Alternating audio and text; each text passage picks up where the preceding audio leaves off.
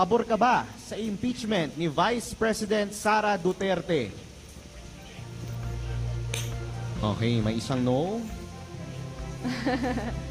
May lahat po ba ay yes? Isang no lang? Sorry, I just really have to Okay, ask medyo... si Sir Attorney JV Hinlo. Baka pwede po natin siyang bigyan ng mic kahit mabilis lang po. Bakit po no ang inyong boto, sir? No. Sa dahilan po na ngayon nagsasalita ako bilang isang kandidato ng PDP Laban, dapat natin respetuhin ang equal protection of laws. Bakit aatakihin lang si VP Sara at hindi natin pag-aralan at suriin ang confidential fund ng Pangulong Marcos at ng mga departamento na under kay Pangulong Marcos? Bakit si VP Sara lang?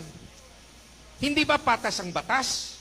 Kayo po na nagsasabing corrupt si VP Sara, ba't hindi nyo inaatake ang ibang departamento at si Pangulong Marcos?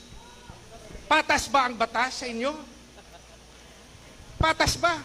Dapat lahat. Kung atakihin yung isang tao, pantay-pantay. Lahat atakihin nyo. Bakit tahimik kayo? Salamat Okay, thank you po. so